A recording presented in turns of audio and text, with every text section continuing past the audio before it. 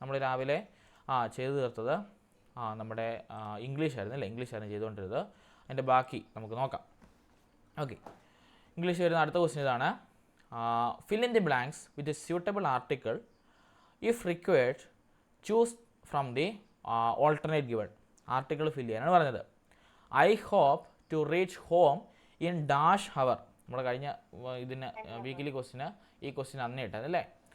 I hope to reach home in an hour. എന്തുകൊണ്ട് ഇവിടെ an വന്നു? എന്തുകൊണ്ടാണ് ഇവിടെ ആൻ വന്നത്? ഹവർ എന്ന് പറഞ്ഞാൽ HS സൈലൻറ്റ് വേർഡ്. ഓർത്തിരിക്കണം, നമ്മുടെ ഇംഗ്ലീഷിൻ്റെ അകത്തുള്ള നമ്മുടെ ആർട്ടിക്കിൾസ് എന്ന് പറഞ്ഞതിൻ്റെ അകത്ത് വളരെ ഇമ്പോർട്ടൻ്റ് ആയിട്ട് നമ്മൾ പഠിക്കുന്ന 3 എക്സ്പ്രഷണൽ കേസുകളാണ് HS സൈലൻറ്റ് വേർഡ്. അതായത് H സൈലൻ്റ് ആയിട്ട് വരുന്ന വേർഡുകൾ. അതായത് ഹോണറബിൾ ഉണ്ടോ, നമ്മൾ ഓണറബിൾ എന്നാണ് പറയുന്നത്. അപ്പം ഹോണറബിൾ, അതുപോലെ തന്നെ ഹോണസ്റ്റ്, ഇതിൻ്റെ എല്ലാം. അതുപോലെ തന്നെ ഹവർ, അതുപോലെ തന്നെ എന്താണ് ഹെയർ. ഇതൊക്കെ വന്നാൽ നമ്മൾ ഇതിൻ്റെ ഫ്രണ്ടിൽ എന്താണ് ഇറക്കേണ്ടത്? H കണ്ടുകൊണ്ട് നമ്മൾ പണ്ട് പഠിച്ച പോലെ AIU ചേർക്കരുത്. AIU ക്യാൻ എന്ന് പറഞ്ഞ് ഇവിടെ H ആണ്. സോ A കൊണ്ട് ചേർക്കരുത്. ഇവിടെ ഒരു എക്സ്പ്രഷണൽ കേസ് ഉണ്ട്. എന്താണ്? H സൈലൻ്റ് ആയിട്ട് മാറിക്കഴിഞ്ഞാൽ അടുത്ത വരുന്ന ലെറ്ററിനാണ് പ്രാധാന്യം. അപ്പോൾ അടുത്ത് വരുന്ന ലെറ്റർ ആരാ? ഇവിടെ വരുവാണെങ്കിൽ O ആണ്, ഇവിടെ വരുമ്പോൾ O ആണ്, ഇവിടെ വരുമ്പോൾ E ആണ്. അപ്പോൾ അവന് പ്രാധാന്യം വന്നാൽ അവിടെ ആൻ വരും. അപ്പം an honest, an hour, an hair എന്നാണ് പറയുന്നത്. മനസ്സിലായോ? അല്ലെങ്കിൽ ആൻ ഹോണസ്റ്റ് എന്നൊക്കെയാണ് പറയുന്നത്, മറന്നുപോലെ. രണ്ടാമതൊരു കേസാണ് പ്രൊണൗൺസിയേഷൻ വയലേഷൻ.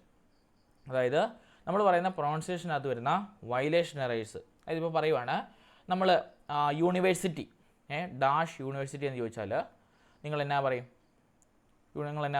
ഡാഷ് യൂണിവേഴ്സിറ്റി എന്ന് കൊടുത്താൽ നിങ്ങൾ എന്നാ പറയും ഉത്തരം? A കൊടുക്കുമോ, ആൻ കൊടുക്കുമോ, ദാ കൊടുക്കുമോ? അത് ആർട്ടിക്കിളൊന്നും കൊടുക്കത്തില്ലേ? എന്നാ കൊടുക്കും? A കൊടുക്കും. കാരണം എന്താണ്? നമ്മൾ സാധാരണ U4 എന്നാ പറയുന്നത്? U4 അംബ്രല്ല എന്ന് നമ്മൾ പഠിക്കുന്നത് അല്ലേ, അംബ്രല്ല. അപ്പോൾ നോക്കിയേ, ഇവിടെ വരേണ്ട സൗണ്ട് ഏതാണ്? ആണ് വരേണ്ടത് അല്ലേ. നമ്മൾ U വന്നാൽ അവിടെ വരേണ്ട സൗണ്ട് എന്നാണ്? ആണ് വരേണ്ടത്. അംബ്രല്ല എന്നാണ് പറയുന്നത്. പക്ഷേ ഇവിടെ വന്ന സൗണ്ട് എന്നാ? യൂണിവേഴ്സിറ്റി. ഏതാ വന്നത്? U ആണ് വന്നത്.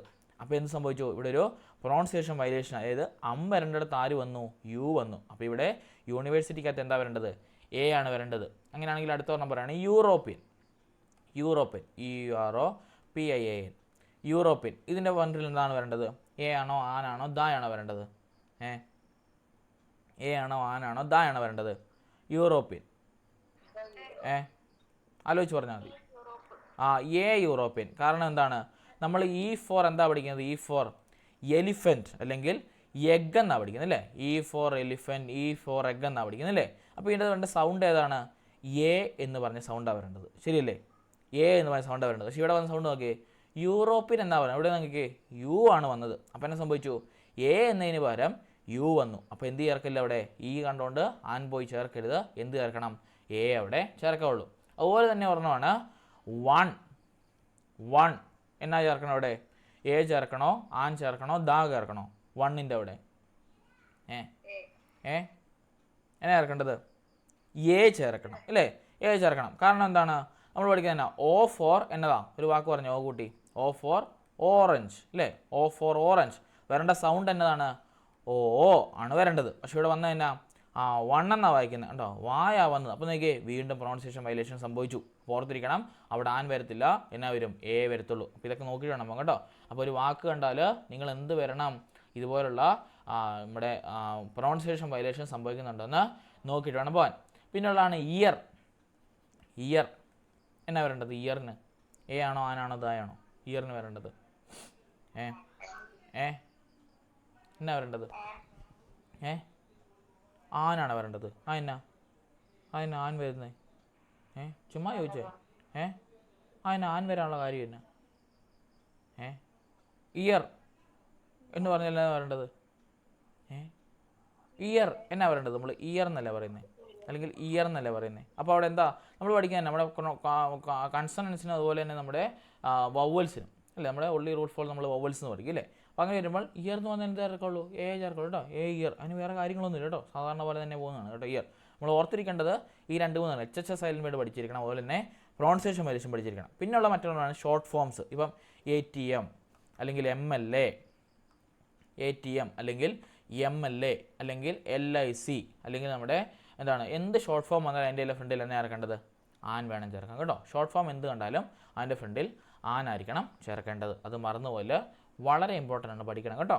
ഈ കാര്യങ്ങൾ വളരെ ഇമ്പോർട്ടൻ്റ് ആണ്, പഠിച്ചിട്ടേ പോകാവുള്ളൂ കേട്ടോ. ഈ എക്സ്പ്രഷണൽ കേസിൽ നിന്നായിരിക്കും ഒരു ചോദ്യം ഉറപ്പായിട്ട് ചോദിക്കുന്നത്. ഈ 3 എക്സ്പ്രഷണൽ കേസിൽ നിന്നാണ് നമ്മുടെ 1 എച്ച് സൈലൻ്റായി വരുന്ന വേർഡ്സ്, 2 നമ്മുടെ പ്രൊണൗൺസിയേഷൻ വയലേഷൻ വരുന്ന കേസുകൾ, 3 ഈ പറഞ്ഞ പോലെ എന്താണ് നമ്മുടെ ഷോർട്ട് ഫോം വന്നാൽ അവിടെ നമ്മൾ ഉപയോഗിക്കേണ്ടത്. മറന്നുപോലെ വളരെ ഇമ്പോർട്ടൻ്റ് ആണ്. അടുത്തേക്ക് 88ാമത്തെ question, which of the following statement is are about the language teaching learning. എന്താണ് നമ്മുടെ ടീച്ചിങ്ങിനെ പറ്റിയോ ലേണിങ്ങിനെ പറ്റിയോ ലാംഗ്വേജിലുള്ള ഭാഷാ പഠനത്തെ പറ്റി താഴെ പറയുന്നവയിൽ ഏതൊക്കെ സ്റ്റേറ്റ്മെൻ്റ് ആണ് കറക്റ്റ് ആയിട്ടുള്ളത്? Young languages learners should perform task involving language. രണ്ടാമത്തേത് young language learners should be encourage to communicate. മൂന്നാമത്തേത് young language learners should be expose to a lot of language. നാലാമത്തേത് young language learners should develop fluency before they develop accuracy. ഏതാണ് വരേണ്ടത്? ഏതാ വരേണ്ടത്? ഒന്ന് ആലോചിച്ച് നോക്കി, ഓരോന്നോരോന്ന് വായിച്ച് നോക്കണം. അതായത് നമ്മൾ താഴെ കൊടുത്തിരിക്കുന്ന തിയറീസിൽ അല്ലെങ്കിൽ താഴെ പറയുന്ന കാര്യങ്ങളിൽ ഏതൊക്കെ കാര്യങ്ങളാണ് ശരിയായിട്ടുള്ളത്? എന്തിനെ സംബന്ധിച്ച്? നമ്മുടെ ലാംഗ്വേജ് ടീച്ചിങ് അല്ലെങ്കിൽ ഭാഷ പഠിപ്പിക്കുന്നതിനെ പറ്റി താഴെ കൊടുത്തിരിക്കുന്നവയിൽ എന്തൊക്കെയാണ് ശരിയായിട്ടുള്ളത്? ഓരോന്നോരോന്ന് വായിച്ച് ശരിയുള്ളത് ടിക്ക് ചെയ്ത് നോക്കി. Young language learners should perform task involving language എന്ന് പറഞ്ഞാൽ എന്താണ്? പുതിയതായിട്ട് ഭാഷ പഠിക്കാൻ വരുന്ന ഒരു വ്യക്തി അല്ലെങ്കിൽ എന്താണ് ആൾക്കാർ എന്ത് ചെയ്യാൻ വരണം? അതിനകത്തുള്ള പെർഫോം ടാസ്കുകൾ, അതായത് കഥ പറയണം, കവിതകൾ ചൊല്ലിക്കണം, അതുപോലെ തന്നെ ചെറിയ ചെറിയ കുറിപ്പുകൾ എഴുതിക്കണം, ഇങ്ങനെയുള്ള കാര്യങ്ങളൊക്കെ ഏർപ്പെടണം എന്നാണ് പറഞ്ഞത്. ശരിയാണോ പറഞ്ഞത്? ലാംഗ്വേജ് പഠിക്കാൻ അങ്ങനെ ചെയ്യുന്നത് ശരിയാണോ? ആലോചിച്ച് നോക്കി, ശരിയാണോ? ശരിയാ അല്ലേ? അപ്പോൾ അത് ടിക്ക് കൊടുക്ക്. അടുത്തത് വാ, young language learners should be encourage to communicate. എന്താ പറഞ്ഞിരിക്കുന്നത്? നമ്മൾ എൻകറേജ് ചെയ്യണമെന്ന് ലാംഗ്വേജ് പഠിക്കാനായിട്ട്. ശരിയാണോ പറഞ്ഞത്? എൻകറേജ് ചെയ്യേണ്ട ആവശ്യമുണ്ടോ? ഉണ്ട്. അപ്പോൾ അത് ടിക്ക് കൊടുക്കുക. അടുത്ത നോക്കി, young language learners should be expose to a lot of language. അതായത് ഒരു ഭാഷ പഠിപ്പിക്കാൻ നേരം നമ്മൾ ഒരുപാട് ഭാഷകളുടെ സംയോജനം വഴി നമ്മൾ കൊണ്ടുപോകണമെങ്കിൽ അതായിരിക്കും ഏറ്റവും നല്ലത്. ഇപ്പോൾ നമ്മൾ ഇംഗ്ലീഷ് പഠിപ്പിക്കുക നമ്മൾ എന്താണ് അതിനകത്ത് മലയാളം കോഡ് മിക്സിങ്ങും അതുപോലെ തന്നെ കോഡ് ഷിഫ്റ്റിങ്ങും ഒക്കെ ഉണ്ടാകുന്നുണ്ട്. എന്ന് പറഞ്ഞതാണ് കോഡ് മിക്സിങ് എന്ന് വെച്ചാൽ നമ്മളിപ്പോൾ ഞാൻ ഇന്ന് രാവിലെ ബസ്സിലാണ് കയറി വന്നത്, അതിൻ്റെ നോക്കി നമ്മുടെ ലാംഗ്വേജ് മലയാളവും വന്നു, ലാംഗ്വേജ് ഇംഗ്ലീഷും വന്നു അല്ലേ. ഞാൻ ഇന്ന് രാവിലെ ബസ് എന്നൊക്കെ പറഞ്ഞ് ഇംഗ്ലീഷ് വാക്കാണ്, അതൊക്കെ ആണെങ്കിൽ ലാംഗ്വേജ് മിക്സിങ് പറയും. ഇനി എന്താണ് കോഡിംഗ് എന്ന് പറഞ്ഞാൽ രണ്ടും കൂടി ഒരു ലാംഗ്വേജ് പറഞ്ഞ് കൊണ്ടിരിക്കുമ്പോൾ പെട്ടെന്ന് മറ്റൊരു ലാംഗ്വേജ് കൂടി ഷിഫ്റ്റ് ആവുക. ഇപ്പോൾ നമ്മൾ ചിലപ്പോഴൊക്കെ നമ്മൾ കേട്ടിട്ടില്ല ഇങ്ങനെ ഇംഗ്ലീഷ് പറഞ്ഞുകൊണ്ടിരിക്കുന്നതിന് പെട്ടെന്ന് നമ്മൾ മലയാളം കയറി പറയുക, ഇങ്ങനെയാണെങ്കിൽ ലാംഗ്വേജ് സ്വിച്ചിങ് എന്ന് പറയും. അപ്പോൾ അങ്ങനെയുള്ള എക്സ്പോസർ നമ്മൾ അനുഭവിക്കണമെന്ന്. ശരിയാണോ പറഞ്ഞത്? ശരിയാണോ പറഞ്ഞത്? ശരിയാണ്. എക്സ്പോസർ വേണ്ടേ ലാംഗ്വേജ് പഠിക്കണം? എന്തൊക്കെയാണ് correct about language teaching and learning? അതായത് ലാംഗ്വേജ് പഠിപ്പിക്കുമ്പോഴോ അല്ലെങ്കിൽ പഠിപ്പിക്കാൻ പോകുമ്പോഴോ അല്ലെങ്കിൽ നമ്മൾ പഠനം നടക്കുന്ന വേളയിൽ ചെയ്യേണ്ട കാര്യങ്ങളെ സംബന്ധിച്ചുള്ള ശരിയായിട്ടുള്ള പ്രസ്താവനകളാണ്. അപ്പോൾ അങ്ങനെ ചെയ്യുന്നത് ശരിയാണോ? ആലോചിച്ച് നോക്കൂ, ശരിയാണോ? നിങ്ങളെ ഇംഗ്ലീഷ് പഠിപ്പിക്കാൻ തരാം, ഇത്ര ഓർത്താൽ നിങ്ങൾ ഇംഗ്ലീഷ് പഠിപ്പിക്കാൻ ഇംഗ്ലീഷ് മാത്രം പഠിപ്പിച്ചാൽ നിങ്ങൾക്ക് വല്ല മനസ്സിലാവുമോ? ഇല്ല. അപ്പോൾ അങ്ങനെ ചെയ്യുന്നത് ശരിയല്ലേ? എക്സ്പോസ് ചെയ്യേണ്ടേ നമ്മൾ ബാക്കിയുള്ള ലാംഗ്വേജായിട്ട് എക്സ്പോസ് ചെയ്യേണ്ട ആവശ്യമില്ലേ? ടീച്ചർമാർ എക്സ്പോസ് ചെയ്യണോ ഉദ്ദേശിച്ചു കേട്ടോ. എന്താണ് ലാംഗ്വേജ് നമ്മൾ സ്റ്റേറ്റ്മെൻറ്റ് കറക്റ്റ് ആയിട്ട് ലാംഗ്വേജ് ടീച്ചിങ് ഓർ ലേണിംഗ് രണ്ട് കൂട്ടരുടെയും കാര്യം വരുന്നുണ്ട്, ടീച്ചറുടെയും വരുന്നുണ്ട്, ലേണറുടെയും കാര്യം വരുന്നുണ്ട്. അപ്പം അതും കറക്റ്റാണ്. അടുത്തേക്ക് young learners should develop fluency because they develop accuracy. എന്താണ് പഠിച്ചു കഴിഞ്ഞിട്ട് അതിൽ നല്ല ഫ്ലുവൻസി വേണം അല്ലേ? പറയുന്ന നേരം നല്ല ഫ്ലുവൻസി വേണം. നമ്മളിനി ഓരോ വാക്കുകൾ വരുമ്പോഴൊക്കെ അതിനകത്തുള്ള എന്താണ് ഫ്ലുവൻസി അല്ലെങ്കിൽ പ്രൊണൗൺസിയേഷനൊക്കെ നമ്മൾ ശ്രദ്ധിക്കണം. ശരിയാണോ പറഞ്ഞത്? ശരിയാണോ? ശരിയാണ്. അപ്പോൾ നോക്കിയേ എല്ലാം ശരിയാണ്. അപ്പോൾ നോക്കിയേ ABCD all the above D ആണ് ആൻസർ വരുന്നത് കണ്ടോ. ഇങ്ങനെ ടിക്ക് ചെയ്ത് അറിയാൻ മതി, ഉത്തരം കിട്ടും കണ്ടോ. എന്ത് എളുപ്പമാണ്, ചുമ്മാ ഇരിക്കും അവിടെ. ഒക്കെ അടുത്ത് നോക്കിയേ language acquisition follows at different levels, choose the alternative from the gone below. പറഞ്ഞു ഞാൻ ഈ മിണ്ടുന്നില്ല അതിനെപ്പറ്റി, എപ്പോഴും ഞാൻ പറയുന്ന ഒരു സാധനം LSRW. അതിൻ്റെയൊക്കെ ഫുൾ ഫോം എടുത്തിട്ടാൽ മതി. എവിടെയാണ് കിടക്കുന്നത്? L എന്ന് പറഞ്ഞാൽ ലിസണിങ്, S എന്ന് പറഞ്ഞാൽ സ്പീക്കിംഗ്, R എന്ന് പറഞ്ഞാൽ റീഡിങ്, Y എന്ന് പറഞ്ഞാൽ റൈറ്റിംഗ്. അപ്പം LSRW വെച്ചാൽ ലിസണിങ്, സ്പീക്കിംഗ്, റീഡിങ്, റൈറ്റിംഗ്. ഇതിൽ രണ്ട് കൂട്ടർ ഇമ്പോർട്ടൻ്റ് ആണ്. ഒന്ന് ആരാന്ന് പറയാമോ? ആരാണ് ഇമ്പോർട്ടൻ്റ്? റീഡിങ്ങും അതുപോലെ തന്നെ ലിസണിങ്ങും കേട്ടോ. ഈ രണ്ട് കൂട്ടർ ഇമ്പോർട്ടൻ്റ് ആണ്. പ്രത്യേകിച്ച് ഈ പറഞ്ഞ റീഡിങ്ങിൽ നിന്ന് ലിസണിങ്ങിൽ നിന്നുള്ള ചോദ്യങ്ങൾ നമ്മളോട് ചോദിക്കും ഉറപ്പാണ്. നിങ്ങൾ കേട്ടില്ലേ skimming, scanning, loud reading, silent reading, extensive reading, intensive reading കേട്ടിട്ടുണ്ടോ? ഉറപ്പായിട്ടൊരു ചോദ്യം ചോദിക്കാൻ സാധ്യതയുള്ളതാണ്. എന്താണത്? What is skimming? SKIMMING.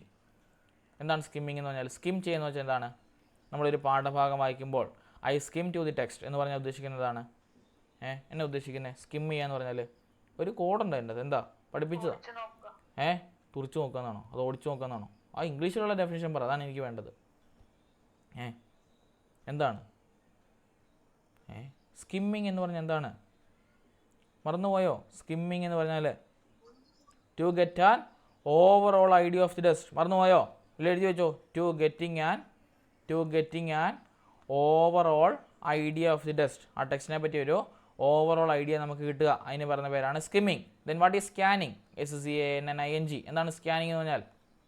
To get a particular kind of information. നമ്മളൊരു പർട്ടിക്കുലർ കൈൻഡ് ഓഫ് ഇൻഫർമേഷൻ നമ്മൾ പോവുകയാണെങ്കിൽ അതിന് പറയുന്ന പേരാണ് scanning. Suppose if you are searching a dictionary for a word, നിങ്ങൾ ഡിക്ഷണറി എടുത്ത് അതിൻ്റെ അകത്തൊരു വേർഡ് സെർച്ച് ചെയ്യുവാണെങ്കിൽ അതെന്താണ്?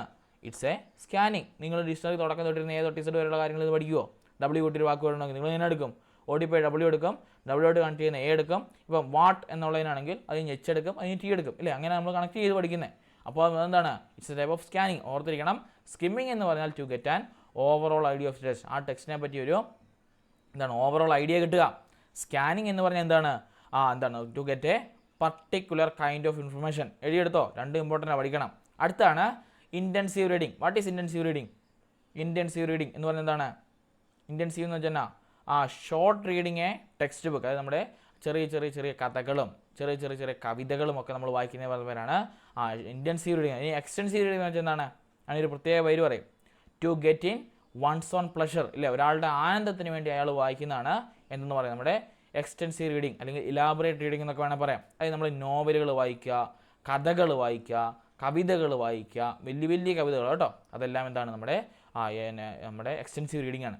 പിന്നുള്ളതാണ് ലൗഡ് റീഡിംഗ്. എന്താണ് ലൗഡ് റീഡിങ്? ഉച്ചവായന, അതായത് ഉറക്ക വായിക്കുന്നതിന് പറയുന്ന പേരാണ് ലൗഡ് റീഡിംഗ്. പിന്നുള്ളതാണ് സൈലൻറ്റ് റീഡിംഗ് എന്ന് പറഞ്ഞതാണ് നമ്മുടെ മൗന വായന. ഇത്രയേ ഉള്ളൂ കേട്ടോ. ഓർത്ത് വെച്ചോ, മറന്നുപോയിനി. അപ്പോൾ ഓർത്തിരിക്കണം സ്കിമ്മിങ് എന്താണെന്നും സ്കാനിങ് എന്താണെന്നും അതുപോലെ തന്നെ എന്താണ് നമ്മുടെ ഇൻറ്റൻസീവ് റീഡിംഗ് എന്താണെന്നും എക്സ്റ്റൻസീവ് റീഡിങ്സ് എന്താണെന്നും ഒക്കെ ഓർത്തിരിക്കണം. വളരെ ഇമ്പോർട്ടൻ്റ് ആണ് കേട്ടോ, മറന്നു പോകരുത്. It's very important. മറന്നു പോലും കേട്ടോ. ഓക്കെ, അങ്ങനെയാണെങ്കിൽ അടുത്ത ദിവസത്തിലേക്ക് പോവാണ്. ഒന്നുകൂടി എടുത്ത് കാണിക്കണോ സംഭവം ഇവിടെ കിടക്കുന്നത്? വേണോ? കാണിച്ചു തരണോ? എഴുതിയെടുത്തായിരുന്നോ അതോ ഇല്ലേ? എഴുതിയെടുത്തായിരുന്നോ അതൊക്കെ? ഇൻറ്റൻസീവ് റീഡിംഗ് വെച്ചാൽ to read a text with short ideas. ചെറിയ കാര്യങ്ങൾ നമ്മൾ എഴുതിയെടുക്കുക, അല്ലെങ്കിൽ ചെറിയ ടെക്സ്റ്റ് ബുക്ക് നമ്മൾ വായിക്കുവാണെങ്കിൽ അതിന് പറയുന്ന പേരാണ് ഇൻറ്റൻസീവ് റീഡിംഗ് കേട്ടോ. Intensive reading. എക്സ്റ്റൻസീവ് വെച്ചാൽ to getting one's own pleasure, ഒരാളുടെ ആനന്ദത്തിന് വേണ്ടി വായിക്കുന്നതിനാണ് നമ്മൾ എന്തെന്ന് പറയുന്നത് എക്സ്റ്റൻസീവ് റീഡിംഗ് കൊണ്ട് ഉദ്ദേശിക്കുന്നത്. Okay, purpose of reading intensive scanning കണ്ടോ കിടക്കുന്നത്. സ്കിമ്മിങ് എ ടെക്സ്റ്റ് എന്ന് പറയുന്നത് എന്താണ്? Getting an overall idea of the text കണ്ടോ കിടക്കുന്നുണ്ടോ? വെണ്ടയ്ക്കാൻ വഴുപ്പിൽ overall idea of the text. അടുത്ത എന്താണ്? നമ്മുടെ സ്കാനിങ് എന്താണ്? Get a particular kind of information. അടുത്ത ഇൻറ്റൻസീവ് റീഡിംഗ് കണ്ടോ? ഇൻറ്റൻസീവ് റീഡിംഗ് ആയത് shorter text book, extra specific information. ചെറിയ ടെക്സ്റ്റ് ബുക്കുകൾ വായിക്കുന്ന പറയുന്ന പേരാണ് എന്താണ് നമ്മുടെ ഇൻറ്റൻസീവ് റീഡിംഗ് വെച്ചാൽ. എക്സ്റ്റൻസീവ് റീഡിംഗ് കണ്ടോ? ഇതാണ് വൺസ് ഓൺ പ്ലഷർ. ഈ വാക്കൊക്കെ നോക്കി വെച്ചാൽ മതി. ഒരാളുടെ ആനന്ദത്തിന് വേണ്ടി വായിക്കുന്നതാണ് നമ്മുടെ എക്സ്റ്റൻസീവ് റീഡിംഗ് എന്ന് പറഞ്ഞാൽ. അടുത്താണ് റീഡിംഗ് അലൗഡ്. എന്താണ്? ഉറക്ക വായിക്കുക, അല്ലെങ്കിൽ reading aloud by a teacher or a learner is time to be a reading aloud. ഇനി സൈലൻറ്റ് റീഡിംഗ് വെച്ചാൽ purpose of silent is for comprehension, അതായത് മൗനമായിട്ട് വായിച്ച് നമ്മൾ ആശയം മനസ്സിലാക്കാനായിട്ടാണ് നമ്മൾ ഈ പറഞ്ഞ സൈലൻറ്റ് റീഡിംഗ്. ഈ കോംപ്രിഹെൻഷൻ എന്ന വാക്ക് കേട്ടിട്ടുണ്ടോ? നമ്മൾ പരീക്ഷയിൽ ചോദിക്കുന്ന പറയണം അല്ലേ? നമ്മുടെ കോംപ്രിഹെൻസീവ് പാരഗ്രാഫ് ചോദിക്കത്തില്ലേ? നമ്മൾ ഉറക്കിയിരുന്നാണ് വായിക്കുന്നത്. മൗനമായിട്ടിരുന്ന് വായിച്ച് അതിൻ്റെ അർത്ഥങ്ങൾ നമ്മൾ മനസ്സിലാക്കി അതിന് നമ്മൾ ഉത്തരങ്ങൾ കണ്ടെത്തുന്ന പറയുന്ന പേരാണ് നമ്മുടെ കോംപ്രിഹെൻഷൻ ഉദ്ദേശിക്കുന്നത്. അപ്പോൾ ഓർത്തിരിക്കണം, it's a type of reading. Silent reading, reading allowed, skimming, scanning, intensive and extensive reading. ഇതിൽ 4 ഇമ്പോർട്ടൻ്റ് ആണ്. ഈ സ്കിമ്മിങ്ങും സ്കാനിങ്ങും ഇൻറ്റൻസീവും എക്സ്റ്റൻസീവും. ഇവന്മാരെ ഉപേക്ഷിക്കല്, ബാക്കിയുള്ളവരെ ഉപേക്ഷിച്ചാലും കേട്ടോ. ഓർത്തിരിക്കണം, സ്കിമ്മിങ് എന്ന് വെച്ചാൽ getting an idea, overall idea of the text. Scanning എന്ന് പറഞ്ഞാൽ particular kind of information. Intensive എന്ന് വെച്ചാൽ reading a shorter text book. Extensive എന്ന് പറഞ്ഞാൽ എന്താണ്? For one's own pleasure. കിട്ടിയോ? ഇനി ഓരോന്നിന് എക്സാമ്പിളും വേണമെങ്കിലുണ്ട്. എന്താണ് എക്സാമ്പിൾ? ഉണ്ടോ? സ്കിമ്മിങ് എക്സാമ്പിളാണ്. People in service do skimming in the headlines in daily. അതായത് നമ്മൾ ന്യൂസ് പേപ്പർ കിട്ടിയാൽ നമ്മൾ മൊത്തം ഇരുന്ന് വായിക്കുമോ?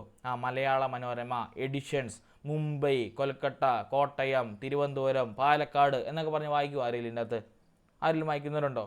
താഴെ ഇന്ത്യയിൽ എന്താണ് സാമ്പത്തിക മാന്ദ്യം സംഭവിച്ചു, സ്വന്തം ലേഖനം, സൊലെ എന്നൊക്കെ പറഞ്ഞ് എന്താ നമ്മുടെ ബോംബെ എന്നൊക്കെ പറഞ്ഞ് മൊത്തം ഇരുന്ന് വായിക്കുമായിരിക്കും? ഇല്ല. നമുക്ക് ആവശ്യമുള്ള നമ്മൾ ഓടി നടന്ന് കണ്ടുപിടിക്കും അല്ലേ? ആ ഓടി കിടന്ന് കണ്ടുപിടിച്ച് നമുക്ക് ആവശ്യമുള്ളത് മാത്രം നമ്മൾ എഴുതിയെടുക്കും, അല്ലെങ്കിൽ നമ്മൾ വായിച്ചെടുക്കും. അതിന് പറഞ്ഞ പേരാണ് സ്കിമ്മിങ്. ഇനി സ്കാനിങ് എന്ന് പറഞ്ഞാൽ എന്താണ്? നമ്മുടെ എന്തെങ്കിലും ഒരു നെയിമോ, നമ്മുടെ ഫോണിലുള്ള നെയിമാകാം, ഒരു ഡേറ്റ് ആകാം, അല്ലെങ്കിൽ എന്തെങ്കിലും ഒരു ചെറിയ പീസാകാം, ഡിക്ഷണറി തപ്പുന്നതാകാം. ഇതൊക്കെ എന്താണ്? സ്കാനിങ്ങിൻ്റെ അകത്ത് വരുന്നതാണ്. ഇൻറ്റൻസീവ് എന്ന് വെച്ചാൽ ഇവിടെ പറയുന്നുണ്ടോ, prescribed text in all classes. നമ്മുടെ ക്ലാസ്സിൽ കൊടുത്തിരിക്കുന്ന ടെക്സ്റ്റ് ബുക്കുകളെല്ലാം ഇൻറ്റൻസീവ് റീഡിങ്ങിന് എക്സാമ്പിളാണ് കേട്ടോ. ഓർത്തിരിക്കണം, നമ്മുടെ ടെക്സ്റ്റ് ബുക്കുകളില്ലേ, ക്ലാസ്സിലുള്ള ടെക്സ്റ്റ് ബുക്കുകൾ, ആ ടെക്സ്റ്റ് ബുക്കുകളെല്ലാം ഇൻറ്റൻസീവ് റീഡിങ്ങിനാണ്. അതായത് ഷോർട്ടർ ടെക്സ്റ്റ് ബുക്കുകളെല്ലാം പിള്ളേർക്ക് തന്നെ മനസ്സിലാക്കാൻ പറ്റും, പിള്ളേർക്ക് തന്നെ വായിച്ചെടുക്കാൻ പറ്റും. അങ്ങനെയാണ് നമ്മുടെ ടെക്സ്റ്റ് ബുക്കുകൾ നിർമ്മിച്ചിരിക്കുന്നത്. വേണമെങ്കിൽ ചോദിക്കാം, in smaller classes the prescribed text books are made up of which type of reading census. ഓർത്തിരിക്കണം, ഇൻറ്റൻസീവ് റീഡിംഗ് സെൻസിലാണ് അവർ തയ്യാറാക്കിയിരിക്കുന്നത്. അതായത് ആർക്ക് വേണമെങ്കിലും എടുത്ത് വായിക്കാം, ആർക്ക് വേണമെങ്കിൽ കാര്യങ്ങൾ മനസ്സിലാക്കാം. അതാണ് പ്രിസ്ക്രൈബ്ഡ് ടെക്സ്റ്റ് ബുക്ക് എന്ന് പറയുന്നത് കേട്ടോ. നമ്മുടെ സ്കൂളിൽ നമ്മൾ യൂസ് ചെയ്യുന്ന ടെക്സ്റ്റ് ബുക്ക് എന്ന് പറയുന്ന പേരാണ് പ്രിസ്ക്രൈബ്ഡ് ടെക്സ്റ്റ് ബുക്ക് എന്ന് പറയുന്നത്.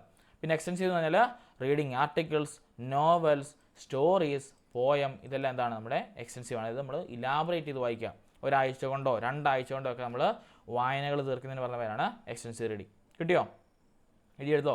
ഇമ്പോർട്ടൻ്റ് ആണ് പഠിക്കണം കേട്ടോ. ഇന്നൊരു ചോദ്യം ചോദിക്കാനുള്ള സാധ്യതകൾ എല്ലാ സാധ്യതയും കാണുന്നുണ്ട് കേട്ടോ. ഓക്കെ, അങ്ങനെയാണെങ്കിൽ അടുത്ത ക്വസ്റ്റിലേക്ക് പോവാണ്.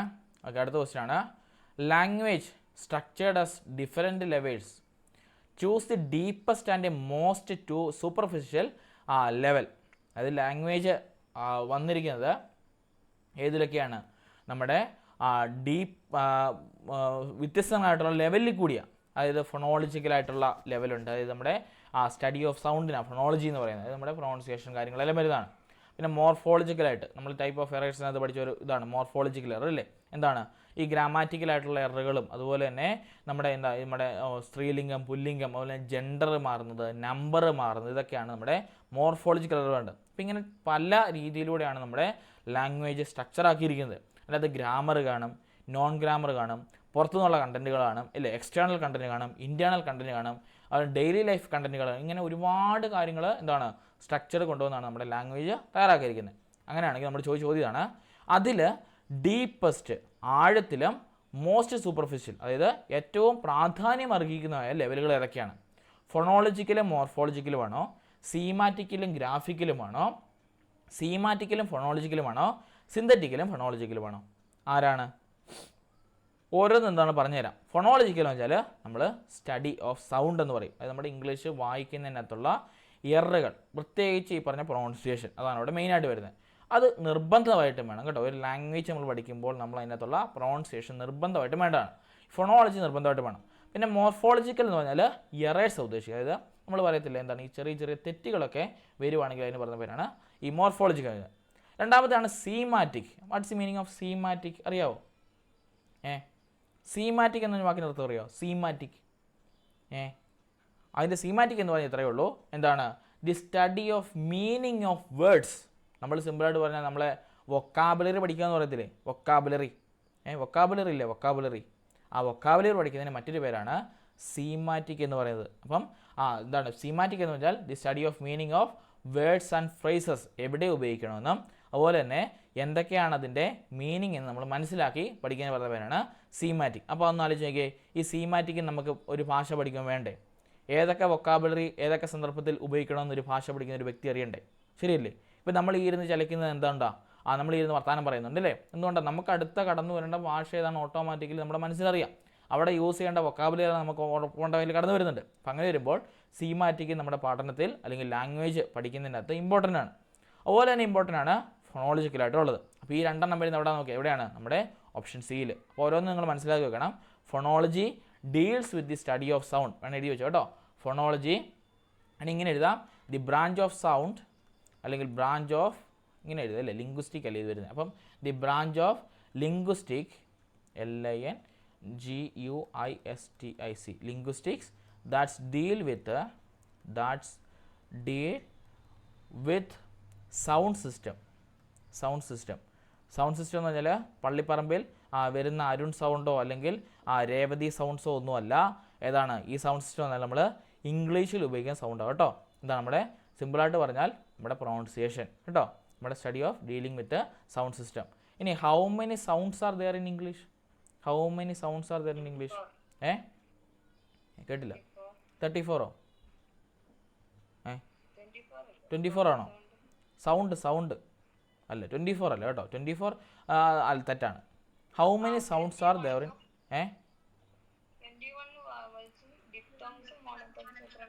അതല്ല ഞാൻ ചോദിച്ചതല്ല. How many sounds are there in English language? എത്ര ഉണ്ടെന്നറിയോ? 44 കേട്ടോ. 44 എനിക്ക് 24 എന്നായിരുന്നു. 24 എന്നാണ് പറഞ്ഞത്, അത് 44 എന്നാണ് പറഞ്ഞത്. ഓക്കെ, 44 കേട്ടോ. There are 44 sounds in English language. 44 sound ഉണ്ട് നമ്മുടെ ഇംഗ്ലീഷ് ലാംഗ്വേജ് കേട്ടോ. ഇതുവരെയും ചോദിച്ചില്ല, വേണമെങ്കിൽ ചോദിക്കാം കേട്ടോ. അപ്പം ഓർത്തിരിക്കണം, എന്താണ് നമ്മുടെ സൗണ്ട് സിസ്റ്റം ഉണ്ടെങ്കിൽ ഫൊണോളജി എന്ന് പറഞ്ഞാൽ the branch of linguistic that deals with the sound system and there are 44 sounds in English language. അതുകൂടി ഓർത്ത് വെച്ചു കേട്ടോ. ഇനി എന്താണ് സീമാറ്റിക് എന്ന് പറഞ്ഞാൽ? സീമാറ്റിക് എന്ന് പറഞ്ഞ വാക്കിൻ്റെ അർത്ഥം എന്താണ്? സീമാറ്റിക് എന്ന് പറഞ്ഞാൽ ഇത്രയേ ഉള്ളൂ. എന്താണ്? The branch of linguistics that's ഇങ്ങനെ എഴുതാം. The study of meanings of words and phrases നമ്മുടെ വൊക്കാബുലറി പഠിക്കുക, അത്ര ദിവസം കേട്ടോ. The study of meanings of words and phrases, വാക്കുകളുടെയും ഫ്രേസസിൻ്റെ ഒക്കെ എന്ത് പഠിക്കുക? വൊക്കാബുലറി അല്ലെങ്കിൽ മീനിങ് പഠിക്കുക എന്നർത്ഥമുള്ളൂ. അപ്പം ഇത് രണ്ടുമാണ് നമ്മുടെ ഡീപ്പസ്റ്റും മോസ്റ്റ് സൂപ്പർഫിഷ്യലുമായിട്ട് നമ്മൾ ലാംഗ്വേജിൻ്റെ അകത്ത് കണ്ടെത്തുന്നത്. ശരിയല്ലേ? നമ്മൾ ചുമ്മാ പറഞ്ഞു നോക്കിയേ, നമുക്കൊരു ഭാഷ സംസാരിക്കാൻ അല്ലെങ്കിൽ ഭാഷ നമ്മൾ പറയണമെങ്കിൽ എന്ത് മാത്രം മതി? ഒന്ന് അതിൻ്റെ മീനിങ് മനസ്സിലാക്കണം, അതെങ്ങനെ പ്രൊണൗൺസ് ചെയ്യണമെന്ന് മനസ്സിലാക്കണം. ആ രണ്ടെണ്ണല്ലേ ഇമ്പോർട്ടൻ്റ് ഉള്ളൂ. ശരിയല്ലേ? ആ രണ്ടെണ്ണത്തിനുള്ള ഇമ്പോർട്ടൻസ് ഉള്ളൂ. അല്ല അതിൻ്റെ തെറ്റ് വരുന്നുണ്ടോ നമ്മൾ നോക്കേണ്ട ആവശ്യമില്ല. എങ്ങനെയൊരു കാര്യങ്ങൾ പറഞ്ഞ് മനസ്സിലാക്കാൻ പറ്റുമല്ലോ. അപ്പോൾ അങ്ങനെ വരുമ്പോൾ ഈ രണ്ട് കാര്യങ്ങൾ സീമാറ്റിക്കോ അല്ലെങ്കിൽ ഫൊണോളജിക്കലുമാണ് നമ്മൾ ഇമ്പോർട്ടൻസ് കൊടുക്കേണ്ടത് കേട്ടോ. മറന്നുപോകല്ലോ. അപ്പോൾ ഈ രണ്ടെണ്ണമാണ് ഇമ്പോർട്ടൻ്റ് ആയിട്ട് പഠിക്കുന്നത്. ഇനി ഗ്രാഫിക്കൽ എന്ന് പറഞ്ഞാൽ എന്താണ്? അതിലേക്ക് ഞാൻ വരാം. ഞാൻ അതിലേക്ക് വരുവാണ്. ഇപ്പോൾ നമ്മൾ ഇത്ര ഫൊണോളജി, മോർഫോളജി, സീമാറ്റിക് വരെ വന്നില്ലേ. അടുത്താണ് നമ്മുടെ ഗ്രാഫിക്കൽ. എന്താണ് ഗ്രാഫിക്കൽ എന്ന് പറഞ്ഞാൽ? ഗ്രാഫ് എന്ന് പറഞ്ഞാൽ എന്നാ? സിമ്പിളായിട്ട് അറിയാം. എന്താ ഗ്രാഫ്? ഗ്രാഫ് എന്ന് പറഞ്ഞാൽ എന്നതാ ഗ്രാഫ്? രാവിലെ നമ്മൾ പഠിച്ച ഇതിൻ്റെ അകത്താണ് ഗ്രാഫ് നമ്മൾ പഠിക്കുന്നത്. ഡിസ്ഗ്രാഫിയ എന്നൊക്കെ പറഞ്ഞ് പഠിച്ചാൽ. What is dysgraphia then? എന്താ ഡിസ്ഗ്രാഫിയ എന്ന് പറഞ്ഞാൽ? എന്നാ ഡിസ്ഗ്രാഫിയ എന്ന് പറഞ്ഞാൽ? എഴുതാനുള്ള വൈകല്യം അല്ലേ. അപ്പോൾ ഈ ഗ്രാഫിക്കൽ മെത്തേഡ് എന്ന് പറഞ്ഞാൽ ഇംഗ്ലീഷ് ലാംഗ്വേജിനകത്ത് റൈറ്റിംഗ് സ്കില്ലാണ് ഉപയോഗിക്കുന്നത്. മനസ്സിലായോ? ഈ ഗ്രാഫിക്കൽ എന്ന് പറഞ്ഞാൽ വാക്കാണ് നമ്മൾ എഴുതുക അല്ലെങ്കിൽ വരയ്ക്കുക എന്ന് ഉദ്ദേശിക്കുക. അപ്പോൾ ഇവിടെയുള്ള റൈറ്റിംഗ് സ്കിൽസ് ഉപയോഗിക്കുന്നത്. ഒരു ഭാഷ നമുക്ക് വേറൊരു റൈറ്റിംഗ് സ്കിൽ വേണമെന്ന് നിർബന്ധമുണ്ടോ? നമ്മുടെ ഇവൻ പറയുന്ന പോലെ തന്നെ എനിക്ക് എഴുതാനല്ലേ അറിയൂ, വായിക്കാൻ അറിയില്ലോ എന്ന് പറയും അല്ലേ. എന്ന് പറഞ്ഞ പോലെ ഒരു ലാംഗ്വേജ് നമ്മൾ പഠിച്ചു കഴിഞ്ഞാൽ അത് നമുക്ക് എഴുതണമെന്ന് നിർബന്ധമുണ്ടോ? അത് പറഞ്ഞു പിടിപ്പിക്കാനായിട്ട് അല്ലെങ്കിൽ ആശയം കൺവേ ചെയ്യാനായിട്ട് എഴുതി മാത്രമേ കൺവേ ചെയ്യാവുന്ന നിർബന്ധമുണ്ടോ? ഇല്ല. അതിനാണ് ഗ്രാഫിക്കൽ എന്ന് പറയുന്നത്. അടുത്താണ് സിന്തറ്റിക്കൽ. എന്താണ് സിന്തറ്റിക്കൽ മെത്തേഡ് എന്ന് പറഞ്ഞാൽ? സിന്തറ്റിക്കൽ എന്ന് പറഞ്ഞ വാക്കിൻ്റെ അർത്ഥം തന്നെ. സിന്തറ്റിക് എന്ന് പറഞ്ഞാൽ അർത്ഥമാക്കുന്നത് തന്നെ നമ്മൾ കുറച്ചുകൂടി ഹയർ ലെവൽ, അതായത് നമ്മുടെ ഈ പറഞ്ഞ ഈ ലാംഗ്വേജിൻ്റെയൊക്കെ ലിംഗ്വിസ്റ്റിക്സുകളൊക്കെ ഉപയോഗിക്കുന്ന എന്താ പറയുക, നമ്മൾ പറയത്തില്ല ചില രൂപീമങ്ങളും അതുപോലെ തന്നെ ചിലതിനോട് താരതമ്യം ചെയ്തൊക്കെ നമ്മൾ പറയത്തില്ലേ, ഇച്ചിരി കൂടി ആഴത്തിലേക്ക് പോയി അല്ലേ, ഒന്നൊന്നിനോട് താരതമ്യപ്പെടുത്തിയൊക്കെ പറയുക. അതുപോലെ തന്നെ അത്തരം പര്യായ പദങ്ങൾ ആൻറ്റോണിംസും സിനോണിംസും ഒക്കെ യൂസ് ചെയ്ത് പറയുക. അതുപോലെ തന്നെ ഹോമോണിംസിനും ഹോമോഗ്രാഫ്സിനും അതുപോലെ തന്നെയുള്ള പരിപാടിക്കെല്ലാം ഇമ്പോർട്ടൻസ് കുറച്ചുകൂടി എന്താണ് സിന്തറ്റിക്കലായിട്ട് കുറച്ചുകൂടി ആഴത്തിലേക്ക് നമ്മൾ പോയി പഠിക്കുന്നതിന് പറയുന്ന പേരാണ് സിന്തറ്റിക്കൽ അല്ലേ. സിന്തറ്റിക്കൽ അപ്രോച്ചിൻ്റെ ഒക്കെ ഡെഫിനിഷൻ എന്താണ്? നമ്മൾ സിമ്പിളായിട്ട് പറഞ്ഞാൽ എന്താണ് ആഴത്തിലേക്ക് അല്ലെങ്കിൽ കുറച്ചുകൂടി സയൻറ്റിഫിക് ആയിട്ട് നമ്മൾ പഠിക്കുന്ന രീതിക്ക് പറയുന്ന പേരാണ് സിന്തറ്റിക്കൽ എന്ന് ഉദ്ദേശിക്കുന്നത്. അപ്പോൾ ഇതന്നെ ഇവിടെ വരുന്നുള്ളൂ. എന്താണ് നമ്മൾ ഒരുപാട് കാര്യങ്ങൾ നമ്മൾ കോരിക്കൂട്ടി എന്ത് ചെയ്യും, നമ്മൾ അതിനെ ഒരു ബ്രാഞ്ച് ഓഫ് സ്റ്റഡി ആയിട്ട് എടുത്തുകൊണ്ട് നമ്മൾ വലിയ ലെവലിലേക്ക് നമ്മൾ കടന്നു പോകുന്നതിന് പറയുന്ന പേരാണ് സിന്തറ്റിക്. അത് ആർട്ടിഫിഷ്യൽ ആകാം അല്ലെങ്കിൽ മാനുവൽ ആകാം, എന്ത് വേണമെങ്കിലും ആകാം. അപ്പോൾ അതൊന്നും എന്താണ് ഈ പറഞ്ഞ നമ്മുടെ ഡീപ്പസ്റ്റും അതുപോലെ തന്നെ മോസ്റ്റ് സൂപ്പർഫിഷ്യലിനകത്തും വരുന്ന കാര്യങ്ങളല്ല. മനസ്സിലായോ? ക്ലിയർ ആയോ? എന്തൊക്കെ വരത്തുള്ളൂ? ഒരു ഭാഷ നമുക്ക് അത്യാവശ്യം അറിഞ്ഞിരിക്കണമെങ്കിൽ അതിൻ്റെ മീനിങ് അറിഞ്ഞിരിക്കണം, അതെങ്ങനെ ഉപയോഗിക്കണം, അല്ലെങ്കിൽ എങ്ങനെ പറയണമെന്ന് അറിഞ്ഞിരുന്നാൽ മതി, സംഭവം സെറ്റായി. അപ്പോൾ ഓർത്തിരിക്കണം, ഓപ്ഷൻ സിക്കാണ് അവിടെ ആൻസറായിട്ട് വരേണ്ടത്. ഇംഗ്ലീഷിൻ്റെ ക്വസ്റ്റിനും അവിടെ തീർന്നു, ഖത്തം കേട്ടോ. ഓക്കെ, അങ്ങനെയാണെങ്കിൽ അടുത്ത ക്വസ്റ്റ്യൻ ഇതാണ്. താഴെ കൊടുത്തിരിക്കുന്നതിൽ തദ്ധിതത്തിന് ഉദാഹരണം ഏതാണ്? ഈ ക്വസ്റ്റിൻ്റെ ഉത്തരം ഞാൻ മാത്രം പറഞ്ഞ ഇതിൻ്റെ ഒരു ക്ലാസ് നമുക്ക് അടുത്തയാഴ്ച വരുന്നുണ്ട് കേട്ടോ. തദ്ധിതത്തിന് ഉദാഹരണം ഏതെന്നറിയോ? തദ്ധിതത്തിന് ഉദാഹരണം ഏതാണെന്ന് ഇതിൻ്റെ ഒരു ക്ലാസ് എടുത്തിട്ടില്ല. അതായത് തന്മാത്ര തദ്ധിതമുണ്ട്, തദ്ധിതമുണ്ട്, അതുപോലെ തന്നെ പൂരണി തദ്ധിതമുണ്ട്, അതുപോലെ തന്നെ നമ്മുടെ നാമനിർമ്മായി തദ്ധിതമുണ്ട്, പിന്നെ ഒരു തദ്ധിതമുണ്ട് സംഖ്യാ തദ്ധിതം കേട്ടോ. ഈ 5 തദ്ധിതങ്ങളുണ്ട്, അത് ഇമ്പോർട്ടൻ്റ് ആണ്. ഇപ്പോൾ ക്വസ്റ്റ്യൻ പോലെ ഇങ്ങനെ ആവർത്തിച്ച് വരുന്ന കണ്ടിട്ടുണ്ട്. അപ്പോൾ ഓർത്തിരിക്കണം, ഇവിടെ വരേണ്ടത് കേമത്തോ കേട്ടോ. ഇതൊന്ന് ഒന്ന് ഓർപ്പിക്കണേ, ആരെങ്കിലും ഓർപ്പിക്കണേ, ഇതൊന്ന് എടുക്കാനുണ്ട് കേട്ടോ. ഒരു സെക്ഷൻ നമുക്ക് ഇതിനു വേണ്ടി തന്നെ എടുക്കാം, ഒരു ക്ലാസ് കേട്ടോ. തദ്ധിതം കേട്ടോ, ആ ഒരു ഇതിനു വേണ്ടി തന്നെ നമുക്ക് എടുത്തു കളയാം. തദ്ധിതം അത് 5 കേസ് ഉണ്ട് വരുന്നത്. അതായത് 5 കേസിലൂടെ നമ്മൾ ഈ പറഞ്ഞ തദ്ധിതം, അതായത് നാമങ്ങളിൽ നിന്നോ വിശേഷങ്ങളിൽ നിന്നോ ഒക്കെ ഉണ്ടാകുന്ന നാമശബ്ദങ്ങൾക്ക് നമ്മൾ പറയുന്ന പേരാണ് തദ്ധിതം എന്ന് പറയുന്നത്. നമ്മൾ ഓരോ കാര്യങ്ങൾ പറയുമ്പോഴേ ആ കാര്യത്തിൻ്റെ അകത്തു നിന്നുള്ള കാര്യങ്ങൾ നമ്മൾ 5ആയിട്ടാണ് തിരിച്ചിരിക്കുന്നത്. അതിൽ ഒന്നാമത്തെയാണ് തന്മാത്ര തദ്ധിതം. അതായത് അനേകം ഗുണങ്ങൾ കാണുന്നതിന് ഒരു ഗുണം നമ്മൾ വേർതിരിച്ചെടുക്കുന്ന പേരാണ് നമ്മുടെ എന്തെന്ന് പറയുന്നത് തന്മാത്ര തദ്ധിതം എന്ന് പറയുന്നത്. അതിന് കുറച്ച് ഡെഫിനേഷനും എക്സാമ്പിളൊക്കെ ഇട്ടാൽ കൂടുതൽ മനസ്സിലാവും. പിന്നെ ഉള്ളവരാണ് തദ്ധിതം. അതായത് നമ്മൾ പറയത്തില്ല മടിയൻ, പിശുക്കൻ, അറക്കൻ, അതുപോലെ തന്നെ തടിയൻ, ഇതൊക്കെ പറയുകയാണെങ്കിൽ അവിടെ എന്താണ് പറയുന്നത് അതിലുള്ളത്, അല്ലെങ്കിൽ അങ്ങനെയുള്ളത്, ഇങ്ങനെയുള്ളത് എന്നൊക്കെ നമ്മൾ, അല്ലെങ്കിൽ അങ്ങനെ നമ്മൾ വെച്ച് പറയുന്നത് ആൾ ഇങ്ങനെയാണെന്നൊക്കെ പറയുന്നതാണ് ഈ പറഞ്ഞ തദ്ധിതം എന്ന് പറയുന്നത് കേട്ടോ. വായിന്ന് ഇങ്ങനെയാണ് തദ്ധിതം കേട്ടോ, തദ്ധിതം എന്ന് പറയുന്നത് കേട്ടോ. അടുത്ത പറഞ്ഞതാണ് നമ്മുടെ പൂരണി തദ്ധിതം. അതായത് ഒരു സംഖ്യയോടൊപ്പം നമ്മൾ അല്ലെങ്കിൽ അത്തെ, ഇത്തെ എന്നൊക്കെ പറഞ്ഞു ചേർക്കും. ഇപ്പോൾ രണ്ടാമത്തെ, രണ്ടാം, മൂന്നാം, നാലാമത്തെ ആളാണവൻ, അതൊക്കെ പറയുവാണെങ്കിൽ എന്താണ് അവിടെ വരുന്നത് പൂരണി തദ്ധിതമാണ് കേട്ടോ. ഇത് ചെറിയ ഡെഫിനിഷനാണ്, വിദായിട്ട് ക്ലാസ്സിന് എടുത്ത് തരാം. അതിൻ്റെ എക്സാമ്പിൾ അടക്കം ഇട്ട് തരുമ്പോൾ കൂടുതൽ കയറാം. പിന്നുള്ളതാണ് നാമനിർമ്മായി തദ്ധിതം. അതായത് നമ്മൾ നാമത്തിന് ഇമ്പോർട്ടൻസ് കൊടുക്കുക, നമ്മൾ നൗണിന് ഇമ്പോർട്ടൻസ് കൊടുക്കുക. അതായത് നമ്മുടെ ആള്, ഇവള്, തൂവ് ഇതൊക്കെ വരുവാണെങ്കിൽ ഇപ്പോൾ അവള്, ഇവള്, അതുപോലെ തന്നെ നമ്മൾ കണ്ടവന്, അതുപോലെ കേട്ടവന്, അതുപോലെ തന്നെ ചെയ്തവൻ, കണ്ടത്, ഇതൊക്കെ പറയുവാണെങ്കിൽ അവിടെ വരുന്നത് നാമനിർമ്മായി തദ്ധിതമാണ്. പിന്നെ വരുന്ന പറഞ്ഞാണ് സംഖ്യാതദ്ധിതം. അതായത് നമ്മൾ ഇതിനകത്ത് ഒരു എന്താണ് സംഖ്യവിശേഷണങ്ങളാണ് നമ്മൾ പറയുന്നത്. ഇപ്പോൾ മൂവർ, ഇരുവർ, അതുപോലെ തന്നെ ഒരുവൻ അല്ലേ, ഒരുവൾ, അതുപോലെ തന്നെ ഇരുവർ, ഇതൊക്കെ വരുവാണെങ്കിൽ അവിടെ ഒരു സംഖ്യ വരുന്നുണ്ട് അല്ലേ, 1, 2 എന്നൊക്കെ നമുക്ക് മനസ്സിലാകുന്ന രീതിയിൽ. അങ്ങനെ വരുവാണെങ്കിൽ അതിന് പറയുന്നതാണ് സംഖ്യാതദ്ധിതം കേട്ടോ. അതിനൊരു ക്ലാസ് എടുത്ത് തരാം. ആരാ ഇങ്ങനെ ഓർപ്പിക്കും പറഞ്ഞു? ആരാ എന്നെ ഓർപ്പിക്കുന്നത്? അടുത്ത ആഴ്ച എന്നെ ഓർപ്പിക്കണം. ആരാണ് ഓർപ്പിക്കുന്നത്? ലക്ഷ്മി ഓർപ്പിച്ചോളൂ, നീനെ ഓർപ്പിച്ചോളൂ, ഒത്തിരി പേര് ഓർപ്പിക്കും, അതിൽ നന്നായി. ഓക്കെ, അത് ഇമ്പോർട്ടൻ്റ് കേട്ടോ. നമുക്ക് തദ്ധിതം അതുപോലെ തന്നെ നമുക്ക് എടുക്കാം സമാസം, അതും ഒരു ഇതിനകത്തുള്ളതാണ്. അപ്പോൾ ഞാനിപ്പോൾ കൊണ്ടപ്പോഴാണ് കിട്ടിയത്. അത് രണ്ടും കൂടി നന്നായിട്ട് എടുത്തു തരാം കേട്ടോ. ഓക്കെ, അതായിരിക്കും എളുപ്പം. അടുത്ത നോക്കി, വിരഹത്തിലല്ലാത്ത ലാവണ്യം സമഗ്രമായി നിരവധ്യമായിട്ട് കാണുവാൻ കഴിവില്ല, വഴികൾ ആരുടേതാണ്? ഇത് നമ്മുടെയൊക്കെ ഈ സ്കൂൾ ടെക്സ്റ്റ് ബുക്കുകളിൽ നിന്നൊക്കെ മിക്കപ്പോഴും ചോദിക്കുന്ന എന്താണ് സ്കൂൾ ടെക്സ്റ്റ് ബുക്കിലൊക്കെ തന്നെയുള്ള വാക്കുകളാണ് ഈ വരുന്നത്. ഇത് ആരുടെ വഴികളാണ് അറിയാവോ? ആരുടെ വഴിയാണെന്നറിയാവോ? ജി ശങ്കരക്കുറുപ്പിൻ്റെ ആണോ, പി ഭാസ്കരൻ്റെ ആണോ, ചങ്ങമ്പുഴ കൃഷ്ണപിള്ളയുടെ ആണോ, ഇടപ്പള്ളി രാഘവൻ പിള്ളയുടെ ആണോ? ആരുടെ ആയിരിക്കും? ചങ്ങമ്പുഴയുടെ അല്ല, നമ്മുടെ ജി ശങ്കരക്കുറുപ്പിൻ്റെ കേട്ടോ. ഓർത്തിരുന്നോ? വിരഹത്തില്ലാത്ത ലാവണ്യം സമഗ്രമായി നിരവധ്യമായിട്ട് കാണുവാൻ കഴിവില്ല എന്ന് പറഞ്ഞത് ജി ശങ്കരക്കുറുപ്പിൻ്റെ വഴികൾ കേട്ടോ. നമ്മുടെ 2-3 വേണമെങ്കിൽ പറഞ്ഞുതരാം. അതായത് ഇത്രയേ ഉള്ളൂ. നമ്മുടെ കൂടുതലായിട്ടും ക്വസ്റ്റ്യൻ പേപ്പർ കണ്ടിരിക്കുന്ന ഒരു 3-4 ജന്മം പറഞ്ഞുതരാം. അതായത് മറ്റുള്ള ഭാഷകൾ കേവലം ധാത്രിമാർ, മർത്തിനെ പെറ്റമ്മ തൻ ഭാഷ താൻ. അതാരുടെ എന്നറിയോ? കേട്ടിട്ടില്ലേ? ഒരു വഴികൾ കേട്ടിട്ടില്ലേ? മറ്റുള്ള ഭാഷകൾ കേവലം ധാത്രിമാർ, മർത്തിനെ പെറ്റമ്മ തൻ ഭാഷ താൻ. അതാര് പരിചിത? വള്ളത്തോൾ കേട്ടോ. വേണം എഴുതി വെച്ചോ. മർത്തിനെ പെറ്റമ്മ മറ്റുള്ള ഭാഷകൾ മറ്റുള്ള ഭാഷകൾ കേവലം ധാത്രിമാർ, ബാക്കി എന്നായിരുന്നു? മർത്തിനെ പെറ്റമ്മ തൻ ഭാഷ താൻ. അത് ആരുടെയാണ്? വള്ളത്തോളിൻ്റെ വഴി കേട്ടോ. പരീക്ഷയ്ക്ക് ചോദിച്ചിട്ടുള്ള ഒരു വഴികളാണ്. പിന്നെ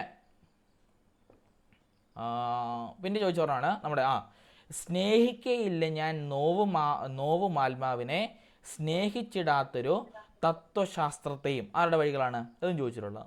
ആരുടെ ആ വഴികൾ?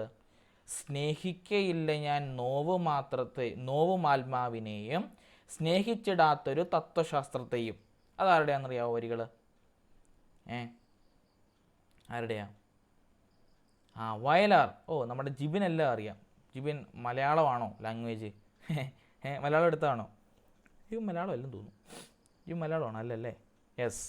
അപ്പോൾ ഓർത്തിരിക്കണം, സ്നേഹിക്കയില്ല ഞാൻ നോവുമാത്മാവിനെ സ്നേഹിച്ചിടാത്തൊരു തത്വശാസ്ത്രത്തെയും കേട്ടോ. അത് വയലാറിൻ്റെ വഴികൾ കേട്ടോ. നമ്മുടെ വയലാർ വരികളാണ് കേട്ടോ. ഓക്കെ, എഴുതിയോ? പിന്നെ മറ്റൊന്നാണ് പിറക്കാതിരുന്നെങ്കിൽ പാരിൽ നാം സ്നേഹിക്കുവാൻ വെറുക്കുവാൻ തമ്മിൽ കണ്ടുമിട്ടാതിരുന്നെങ്കിൽ. കിട്ടിയോവല്ലോ? ഇത്രേ ഉള്ളൂ. പിറക്കാതിരുന്നെങ്കിൽ പാരിൽ നാം സ്നേഹിക്കുവാൻ വെറുക്കാൻ തമ്മിൽ കണ്ടുമിട്ടാതിരുന്നെങ്കിൽ. അതായത് നമ്മൾ കണ്ടുമുട്ടായിരുന്നെങ്കിൽ ഇങ്ങനെ പിണക്കമോ പരിഭവമോ അങ്ങനെയൊന്നും ഉണ്ടാവില്ലായിരുന്നു എന്നാണ് പറഞ്ഞത്. അതാരാ എഴുതിയെന്ന് പറയാമോ? ആരുടെ വരികളെന്നറിയോ? വരികൾ കിട്ടിയോ? നിങ്ങൾ എഴുതുന്ന തിരക്കിലാണോ?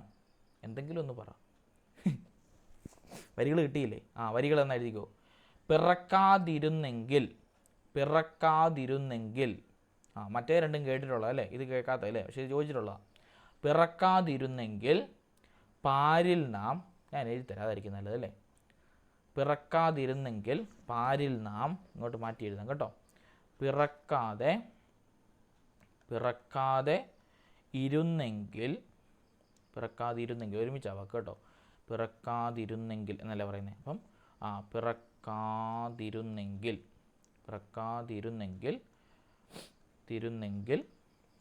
പിറക്കാതിരുന്നെങ്കിൽ പാരിൽ നാം സ്നേഹിക്കുവാൻ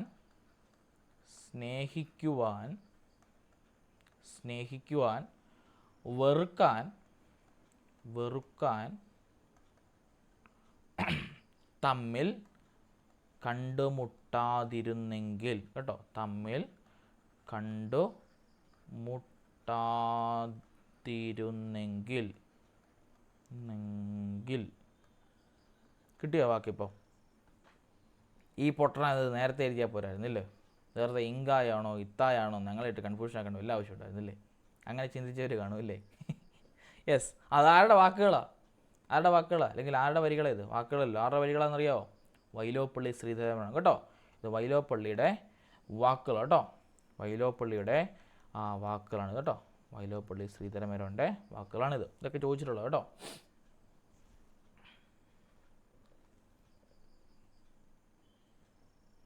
എഴുതിയോ? ഒരെണ്ണോടി വേണത്തരാം. കണ്ടിട്ടുള്ളവരാണ്. ഓക്കെ, ഒരെണ്ണോടി വേണത്തരാം. നാട്യം പ്രധാനം നഗരം കേട്ടോ. നാട്യം പ്രധാനം നഗരം. നാട്യം പ്രധാനം നഗരം. ദരിദ്രം നാട്ടിൽ, ദരിദ്രം നാട്ടിൽ പുറം നന്മകളാൽ സമൃദ്ധം. പുറം നന്മകളാൽ സമൃദ്ധം. ഇതാരുടെ വാക്കുകളാണെന്നറിയാവോ? ആരുടെ വരികളാണെന്നറിയാവോ? സമൃദ്ധം ആരുടെയെന്നറിയാവോ? നാട്യം പ്രാധാന്യം നഗരം. ദരിദ്രം നാട്ടിൻപുറം നന്മകളാൽ സമൃദ്ധം. കുട്ടിപ്പുറത്ത് കേശവൻ നായരുടെ കേട്ടോ. വെരി ഗുഡ് കേട്ടോ. കുട്ടിപ്പുറത്ത് കേശവൻ നായരുടെയാണ് കേട്ടോ. കേശവൻ നായരുടേതാണ് ഈ വരികൾ കേട്ടോ. നാട്യം പ്രാധാന്യം നഗരം, അതായത് നഗരത്തിലുള്ളവർ വെറുതെ അഭിനയിക്കുകയാണ്. ദരിദ്രരാണെങ്കിലും നാട്ടിൻ പുറത്തിലുള്ള ആൾക്കാർ എങ്ങനെയാണ്? നന്മകളാൽ സമൃദ്ധമായുള്ളവരാണെന്നാണ് നമ്മുടെ കുട്ടിപ്പുറത്ത് കേശവൻ നായർ പറഞ്ഞു വെക്കുക കേട്ടോ. കുറ്റി കേട്ടോ. കുറ്റി. ഓക്കെ, കിട്ടിയ? വേണം ഒന്നുകൂടി എഴുതിക്കൂ. സ്ഥാനമാനങ്ങൾ ചൊല്ലിക്കലഹിച്ച്, ഇപ്പം നമ്മുടെ ഇലക്ഷനൊക്കെ നടക്കുമല്ലേ, വേണമെങ്കിൽ ഇത് ചോദിക്കാൻ സാധ്യതയുള്ളവരല്ല, അതുകൂടി എഴുതിക്കൂ. സ്ഥാനമാനങ്ങൾ ചൊല്ലിക്കലഹിച്ച് നാണം കെട്ടു നടക്കുന്നു ഇത് ചിലർ. കേട്ടിട്ടുണ്ടോ ആ വരികൾ? ആരൊക്കെ എവിടെയൊക്കെ കേട്ടിട്ടില്ലേ? ആരും കേട്ടിട്ടില്ലേ? എൻ്റെ ദൈവമേ, കേട്ടിട്ടില്ല ആരും? ഈ ഒരു വരികളൊന്നും കേട്ടില്ലേ? കേട്ടിട്ടുണ്ടല്ലേ? ശിവയിൽ കേട്ടിട്ടുണ്ട്. ഓക്കെ, അങ്ങനെയാണ് ആരുടെ വരികളാണ്? ശിവയിലെ പറഞ്ഞു. സ്ഥാനമാനങ്ങൾ അങ്ങനെയൊക്കെ ചോദിച്ചാൽ പെട്ടുപോകും അല്ലേ? സ്ഥാനമാനങ്ങൾ ചൊല്ലിക്കലഹിച്ച് നാണം കെട്ടു നടക്കുന്നു ഇത് ചിലർ. ആരെയാണ്? അറിയാവോ? എഴുതിത്തരണോ? പൂന്താനം കേട്ടോ. പൂന്താനത്തിൻ്റെ കേട്ടോ. പൂന്താനത്തിൻ്റെയാണിത് കേട്ടോ. അതായത് എന്താണ്? നമ്മുടെ സ്ഥാനമാനങ്ങളൊക്കെ നമ്മൾ ചൊല്ലിക്കലഹിച്ചുകൊണ്ട് നാണം കെട്ട് നടക്കുകയാണ്. പൂന്താനമാണത് എഴുതിയത് കേട്ടോ. പൂന്താനം കേട്ടോ. പൂന്താനം. കിട്ടിയോ? എഴുതിയോ? അടുത്തോട്ട് പോകട്ടെ.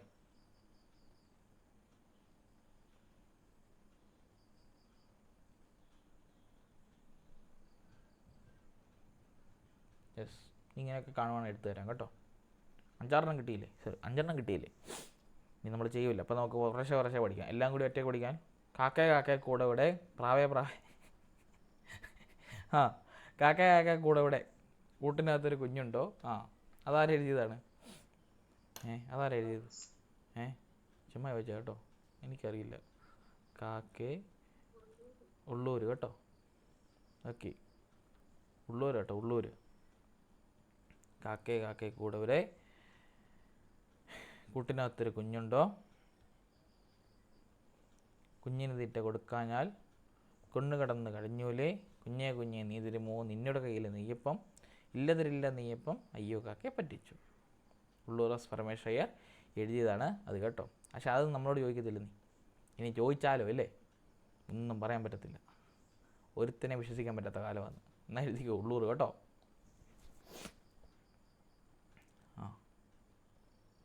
പ്രാവേ പോകരുതേ, വാവാകൂട്ടിനകത്താക്കാം, പാലും പഴവും പോഴെങ്കിൽ ചോറും കറിയും ഞാൻ നൽകാം. ബാക്കി എന്നായിരുന്നു? കൊള്ളാം കുഞ്ഞേ നിന്നിഷ്ടം, തള്ളാൻ പാടില്ല എന്നാലും ഞാനങ്ങോട്ടേക്കില്ലിപ്പോൾ, മാനം നോക്കി സഞ്ചാരം. കേട്ടിട്ടില്ലേ നിങ്ങൾ? കൊച്ചിലേക്ക് ഇരുന്ന് അമ്മ ഇരുത്തി പഠിപ്പിച്ചതാണ്. കേട്ടില്ലേ നിങ്ങൾ? അത് ആരുടെ? ഉള്ളൂരിൻ്റെ തന്നെ കേട്ടോ. കേട്ടില്ലേ പാട്ട്? പ്രാവേ പോകരുതേ, വാവാ കൂട്ടിനകത്താക്കാം, പാലും പഴവും പോരെങ്കിൽ ചോറും കറിയും ഞാൻ നൽകാം, കൊള്ളാം കുഞ്ഞേ നിന്നിഷ്ടം, തള്ളാൻ പാടില്ലെന്നാലും ഞാനങ്ങോട്ടേക്കില്ലിപ്പോൾ, മാനം നോക്കി സഞ്ചാരം. ആരാണ് പറഞ്ഞത്? ഉള്ളൂരാണ് ഇത് കേട്ടോ. നമ്മുടെ പിള്ളേരൊക്കെ ഉണ്ടെങ്കിൽ പിള്ളേരൊക്കെ ഈ ടി വി മൊബൈലൊക്കെ അതെന്നാ എൻ്റെ മോളിലും ചിരിക്കുന്നതെന്ന്. നമ്മൾ പിള്ളേരൊക്കെ ഉണ്ടെങ്കിലേ പിള്ളേർ ഈ മൊബൈൽ ടി വിയെ കാണിക്കാതെ ഈ പുറത്തോട്ടൊക്കെ ഇറങ്ങി കിളികളെ കാണുവാണെങ്കിൽ ഇങ്ങനെ ചുമ്മാ ഉണ്ടാക്കി പാട്ടൊക്കെ പാടിയാൽ മതി കേട്ടോ. അവരോട്ടിരുന്നോളും, ചോറൊക്കെ മഴ വിടാന്ന് വിഴുങ്ങിക്കോളും. യെസ്. എന്തിനാ ഈ കൊച്ചി ഇരിച്ചത്? പ്രശ്നമാണോ? അതെന്നെ പുച്ഛിച്ചതാണോ? അവൾ പാടി നടക്കുന്ന ഓക്കെ കമ്മോൺ പരിപാടി. ഓക്കെ. അപ്പം അത് ശരി. കൊച്ചു പാടി നടക്കുന്ന പാട്ടാണ് അല്ലേ? നല്ലതാട്ടോ ഇങ്ങനെ. അങ്ങനെ പാട്ടുകളൊക്കെ കൊച്ചിനെ പാടി കേൾപ്പിക്കുന്നതല്ല കേട്ടോ. കൊച്ചു പിള്ളേരുള്ള പിള്ളേരൊക്കെ ഇതൊക്കെ പിള്ളേർക്ക് ഈ പാട്ടുകളൊക്കെ ഭയങ്കര ഇഷ്ടമാണ്. പുറത്തോട്ടൊക്കെ ഇറക്കി നമ്മൾ പാട്ടുകളൊക്കെ പാടാമെങ്കിൽ അവിടെ ഇങ്ങനെ പാടി നടക്കുന്നത്. ഇനി ഇവിടെ അമ്മ പാടുന്ന ഇവിടെ ചേച്ചിയുടെ പിള്ളേർ 8 കാലുള്ള ഒരു ജന്തു, തട്ടിമുട്ടി നടക്കണ ജന്തു, തറയിൽ ഇഴയാൻ അറിയാം, മാനത്ത് കയറാൻ അറിയാം. അമ്മ തന്നെ ഉണ്ടാക്കുന്ന ഓരോ പാട്ടുകൾ 8 കാലിയെ പറ്റി. അതെന്നാ ചോദിക്കാൻ പാടിക്കൊടുക്കുന്ന 8 കാലുള്ള ഒരു ജന്തു, മാനത്ത് കറങ്ങി നടക്കുന്ന ജന്തു, 4 കാലിൽ ഇഴയ, 8 കാലിൽ എന്താണ് നടക്കാം എന്നൊക്കെ പറഞ്ഞുണ്ട്. വഴിക്കൂടി ഒരു JCB മണ്ണ് മാന്തന JCB എങ്ങോട്ടാ ഇന്ന് മാന്താൻ പോകണത്. ഓരോരോ പാട്ടുകൾ ചുമ്മാ ഉണ്ടാക്കുക പിള്ളേരെ പറ്റിക്കാൻ. അതുപോട്ടെ. അതൊക്കെ എഴുതിയത് ഡെയ്സി ജോസഫ് കജരത്തുമൂട്ടിൽ. ഓക്കെ, എൻ്റെ അമ്മയാണ് കേട്ടോ. ഓക്കെ, അതും ചോദിക്കത്തില്ല കേട്ടോ, ഞാൻ പരീക്ഷയിലാണ് ചോദിക്കാം. യെസ്. അങ്ങനെ അടുത്ത ക്വസ്റ്റ്യൻ. അമ്മയെ കൊണ്ട് കൊച്ചു പുസ്തകം ജീവിക്കാൻ എന്തെല്ലാം പഠിക്കണം. ഇതൊക്കെ ട്രെയിനിങ് ജിബിനെ. പെണ്ണ് കെട്ടിട്ടില്ലല്ലോ, പെണ്ണ് കെട്ടി കഴിയുമ്പോൾ മനസ്സിലാവും. ഓക്കെ. നീന കൈപൊക്കി. യെസ്, ശരിയാണ്. അടുത്ത ദിവസത്തിലേക്ക് പോവാണ്. എഴുതി കഴിഞ്ഞല്ലേ? അടുത്ത ദിവസത്തിലേക്ക് പോവാണ്. നാടൻ പാട്ടുകളിൽ അനുഷ്ഠാന പാട്ടുകൾ എന്ന വിഭാഗത്തിൽ പെടുന്നവ ഏതാണ്? നമ്മൾ ഒരു ദിവസം കണ്ടതല്ലേ നാടൻ പാട്ടുകൾ എന്ന് പറഞ്ഞാൽ. അതിനകത്ത് അനുഷ്ഠാന പാട്ടുകളിൽ കുഞ്ഞുമായി ഇവിടെ നാടൻ പാട്ടുകളിൽ അനുഷ്ഠാന പാട്ടുകൾ എന്ന വിഭാഗത്തിൽ പെടുന്നവ ഏതാണ്?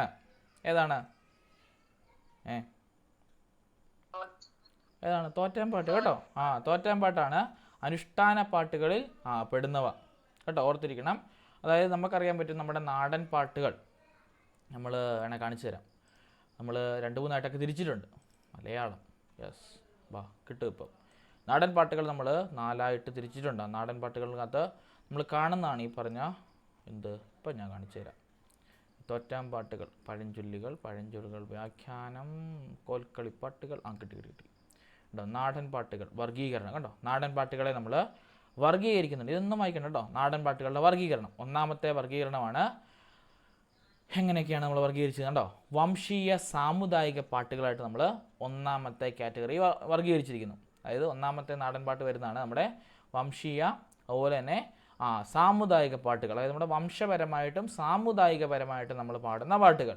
അതായത് നമ്മുടെ പുള്ളുവൻ പാട്ട് കാണും, വേലർ പാട്ട് കാണും, മലയർ പാട്ട് കാണും, ബ്രാഹ്മണ പാട്ട് കാണും, പുലയർ പാട്ട് കാണും, മാപ്പിളപ്പാട്ട് കാണും. ഇതെല്ലാം എന്ത് വരുന്നതാണ്? നമ്മുടെ വംശീയ സാമുദായിക പാട്ടിനകത്ത് വരുന്നവയാണ്. അതാണ് ഒന്നാമത്തെ കാറ്റഗറി. രണ്ടാമത്തെ കാറ്റഗറിയാണ് അനുഷ്ഠാന പാട്ടുകൾ. അതായത് ആചാരങ്ങളുടെയും അനുഷ്ഠാനങ്ങളുടെയും ഒക്കെ നമ്മൾ ജാതി, മതം, അതുപോലെ തന്നെ കർമ്മങ്ങൾ, ആചാരങ്ങൾ, ആരാധനകൾ, മന്ത്രവാദികൾ, ഇല്ലേ, ഇങ്ങനെയുള്ള കർമ്മങ്ങൾ, ഇതെല്ലാം വെച്ചുകൊണ്ട് നമ്മൾ പാടുന്ന പാട്ടുകളാണ് നമ്മുടെ അനുഷ്ഠാന പാട്ടുകൾ. എക്സാമ്പിളാണ് തോറ്റം പാട്ടുകൾ, സർപ്പപ്പാട്ടുകൾ, മുടിയേറ്റ് പാട്ടുകൾ, പടയണിപ്പാട്ടുകൾ, കുത്തിയോട്ട പാട്ടുകൾ, കണ്ണേർ പാട്ടുകൾ തുടങ്ങിയവയൊക്കെ. അടുത്ത കാറ്റഗറി വരുന്നതാണ് വിനോദ പാട്ടുകൾ. എന്ന് വെച്ചാൽ നമ്മളെ ആനന്ദകരമാക്കുവാനും അതുപോലെ തന്നെ എന്താക്കുവാനും നമ്മളെ കൂടുതലായിട്ടും രസിപ്പിക്കുവാനും, ഇല്ലേ, നമ്മുടെ കളികളൊക്കെ സന്തോഷം. ഇപ്പോൾ നമ്മൾ പാടിയില്ലേ, അതൊക്കെ വിനോദപ്പാട്ടാണ് കേട്ടോ. ഇപ്പോൾ നമ്മൾ 2-3 പാട്ട് പാടിയില്ലേ, അതിൽ പാടി തന്നാൽ ഇല്ലേ, അതൊക്കെ നമ്മുടെ വിനോദപ്പാട്ടുകൾ കേട്ടോ. നമ്മൾ ഉണ്ടാക്കി പാടുന്നതൊക്കെ എന്താണ് ഈ വിനോദപ്പാട്ട്, അത് വരുന്നതാണ്. അതായത് നമ്മുടെ കോൽക്കളിക്കകത്ത് പാടുന്നത്, ചവിട്ട് കളിയിൽ പാടുന്നത്, കൈകൊട്ടിപ്പളി കളിക്കുന്നത്, ദഫ് മുട്ടുകളിൽ പാടുന്നത്, പിന്നെ ചരട് പിന്നിക്കളി പറയുന്നത്, പരിചകളിലൊക്കെ പാടുന്നത് വിനോദ പാട്ടുകളാണ്. പിന്നുള്ളതാണ് പണിപ്പാട്ടുകൾ. ഏതാണ്? നമ്മുടെ തൊഴിൽ വേലകളൊക്കെ നമ്മൾ ആനന്ദകരമാക്കുവാൻ. ഇപ്പോൾ നമ്മൾ ഈ എന്താണ് തടിയൊക്കെ പിടിക്കുമ്പോൾ അവർ പിടിക്കുന്ന കണ്ടിട്ടുണ്ടോ? ഏലേസ ഏലേസ എന്നൊക്കെ പറഞ്ഞിങ്ങനെ ആടി കയറുന്ന കണ്ടിട്ടുണ്ടോ? തടിയൊക്കെ പിടിക്കുന്നത്. അതുപോലെ തന്നെ പോസ്റ്ററൊക്കെ എടുത്തുകൊണ്ട് പോകുന്ന നിങ്ങളവിടെ KCB ആൾക്കാർ വരുവാണ്, അവരെപ്പോഴും പാടുന്നൊരു പാട്ടുണ്ട്, ഇല്ലേ? കേട്ടില്ലെന്ന് പാടുന്നത്. അതായത് അവർ ഇങ്ങനെ ചെയ്യുന്ന പ്രവൃത്തി അവരറിയാതെ എന്താണ് മുൻപോട്ട് പോകാനായിട്ട് ചെയ്യുന്ന. അല്ലെങ്കിൽ പണ്ടത്തെ കാലത്ത് ഞങ്ങളുടെയൊക്കെ നെല്ല് കൊയ്യാനായിട്ട് ആൾക്കാർ വരുമായിരുന്നു, നമ്മുടെ ഈ സ്ത്രീകൾ വരുമായിരുന്നു. അവർ ഈ പാടിപ്പാടിയാണ് കൊയ്യുന്നത്. അതായത് നമ്മുടെ ഈ പറഞ്ഞ വർക്കിൻ്റെ പ്രഷർ കുറയ്ക്കുവാനും, അതായത് പോലെ തന്നെ എന്താണ് ഈ പറഞ്ഞ എന്താണ് ഒരുപാട് ലോഡ് ഉണ്ടെന്ന് അവർക്ക് തോന്നാതിരിക്കുകയാണ്. വെയിലിനെയും അതുപോലെ തന്നെ ചൂടിനെയൊക്കെ സഹിച്ച് മുൻപോട്ട് പോകാണ്ട് ഇങ്ങനെ പാട്ടും പാടി ഇങ്ങനെ പോകുമ്പം നമ്മൾ അറിയാതെ പണിതു പോകും. അതാണ് ഈ പണിപ്പാട്ടുകൾ. ഉണ്ടോ? തൊഴിലുമായി ബന്ധപ്പെട്ട പാട്ടുകളാണ് പണിപ്പാട്ടുകൾ. തൊഴിലിൻ്റെ ആയാസം കുറയ്ക്കുന്നതിന് വേണ്ടി ആനന്ദവും ആശ്വാസവും നൽകുകയാണ് ഇത്തരം പാട്ടുകളുടെ ധർമ്മം. കൊയ്ത്ത് പാട്ടുണ്ട്, തേക്ക് പാട്ടുണ്ട്, വള്ളപ്പാട്ടുണ്ട്, ചക്കരപ്പാട്ടുണ്ട്, നുണപ്പാട്ടുണ്ട്. ഇതെല്ലാം ഈ വിഭാഗത്തിൽ പെടുന്നവയാണ്. അപ്പം ഇങ്ങനെ കാറ്റഗറി വൈസ് നമ്മൾ പഠിക്കുന്നതാണ് ഈ പറഞ്ഞ എന്തെന്ന് പറയുന്നത് നമ്മുടെ എന്താണ് നാടൻ പാട്ടുകൾ എന്ന് പറയുന്നത്. ഇനി നമ്മൾ ചോദിച്ചതാണ് അനുഷ്ഠാന പാട്ടുകൾ എന്ന വിഭാഗത്തിൽ പെടുന്നവ എന്ന് ചോദിച്ചിട്ടുണ്ടോ? അനുഷ്ഠാന പാട്ടുകൾ എന്ന വിഭാഗത്തിൽ പെടുന്നവ നമ്മൾ 4 കാറ്റഗറി കണ്ടു. അതിനകത്ത് അനുഷ്ഠാന പാട്ടുകൾ പെടുന്നത് നമ്മൾ നോക്കി, ഇവിടെ നമ്മൾ കണ്ടായിരുന്നില്ലേ? അനുഷ്ഠാന പാട്ടുകൾ പെടുന്ന നോക്കി, തോറ്റം പാട്ടുകളുണ്ട്, സർപ്പപ്പാട്ടുകളുണ്ട്, മുടിയേറ്റ് പാട്ടുകളുണ്ട്, പടയണി പാട്ടുകളുണ്ട്, കുത്തിയോട്ട പാട്ടുകളുണ്ട്, കണ്ണേർ പാട്ടുകളുണ്ട്. അപ്പോൾ അതിൻ്റെ അകത്ത് പെടുന്നവ ഏതാണ്? നമ്മുടെ തോറ്റം പാട്ട്. കണ്ടോ? ആദ്യം തന്നെ കിടക്കുന്ന ആളാണ് തോറ്റം പാട്ട്. ബാക്കി കൊയ്ത്ത് പാട്ട് എന്തിനു വേണ്ടിയുള്ളതാണ്? ഇപ്പോൾ പഠിച്ചത് എന്തിനു വേണ്ടിയുള്ളതാണ് കൊയ്ത്ത് പാട്ട്? നമ്മുടെ പണിപ്പാട്ട് കേട്ടോ. അടുത്തത് കൈകൊട്ടിക്കളിപ്പാട്ട് എന്തിനു വേണ്ടിയുള്ളതാണ്? വിനോദം. അടുത്തത് മാപ്പിളപ്പാട്ട് എന്തിനു വേണ്ടിയാണ്? സാമുദായികം അല്ലെങ്കിൽ വംശപരമായിട്ട് പാടുന്ന തോറ്റം പാട്ടാണ് അനുഷ്ഠാന പാട്ടിനകത്ത് വരുന്നത്. കണ്ടില്ലേ? എളുപ്പമല്ലേ? എഴുതിയെടുക്കണോ? എഴുതിയെടുത്തോ കേട്ടോ. എഴുതിയെടുത്തായിരുന്നോ അതോ ചുമ്മാ കേട്ടിരിക്കുമായിരുന്നോ ഭയം പൊളിച്ച്? എക്സാമ്പിൾ എഴുതോ. വംശീയ പാട്ടുകൾ, സാമുദായിക പാട്ടുകൾ. അതിന് എക്സാമ്പിൾ നോക്കാം കണ്ടേ. എന്താണ് വംശീയമായിട്ടും സാമുദായികമായിട്ടും നമ്മൾ പാടുന്ന പാട്ടുകളാണ് സാമുദായിക പാട്ടുകൾ, വംശീയ പാട്ടുകൾ. എക്സാമ്പിൾ വരുന്നതാണ് വേലർ, പുള്ളുവന്, ബ്രാഹ്മൺ പാട്ട്, പുലയം പാട്ട്, മാപ്പിളപ്പാട്ട് എന്നൊക്കെ പറഞ്ഞ പാട്ടുകളെല്ലാം നമ്മുടെ വംശീയ സാമുദായിക പാട്ടിനകത്ത് വരുന്നതാണ്. ഒരു സ്ക്രീൻഷോട്ട് എടുത്തോ, അല്ലെങ്കിൽ പിന്നീട് എഴുതിയാൽ മതി.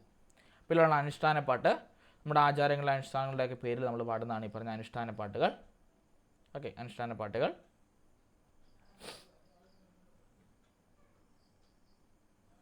എക്സാമ്പിളാണ് തോറ്റംപാട്ട്, സർപ്പപ്പാട്ട്, മുടിയേറ്റ് പാട്ട്, പടയണിപ്പാട്ട്, കുത്തിയോട്ട പാട്ടുകൾ, കണ്ണേർ പാട്ടുകളൊക്കെ. ഓക്കെ, അടുത്തത് വിനോദ പാട്ടുകൾ. നമ്മൾ വിനോദത്തിന് വേണ്ടി പാടുന്നതാണ് കേട്ടോ.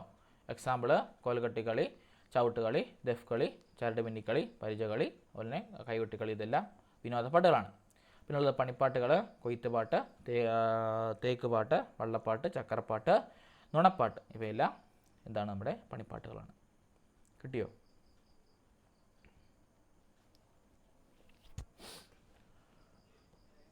കിട്ടിയോ?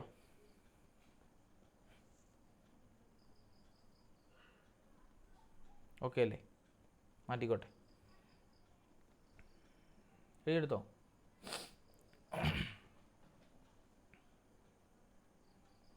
മിണ്ടുന്നില്ല ആരും. എഴുതിയെടുത്തോ? അതോ എഴുതുന്ന തിരക്കിലാണോ? എഴുതിക്കോ. സ്കൂളിലൊക്കെ നമ്മൾ ചെല്ലുമ്പോഴേ നമ്മൾ പിള്ളേരെ കൊണ്ട് ഇങ്ങനെ പെട്ടെന്ന് എഴുതിപ്പിക്കാൻ നമ്മൾ കൗണ്ട് ഡൗൺ കൊടുക്കും.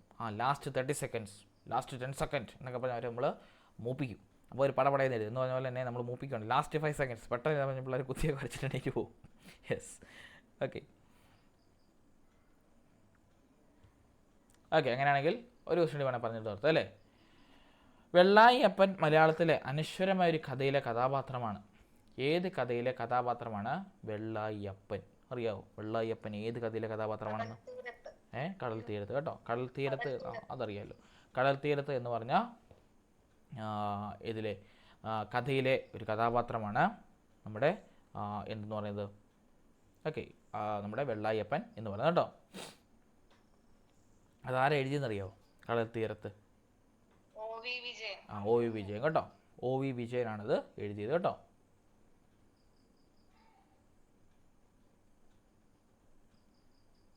നിങ്ങളെല്ലാവരും ഉത്തരം പറയുന്നത് ഞാൻ ചോദിക്കട്ടെ. നജീബ് ആരുടെ കഥാപാത്രമോ? നജീബ്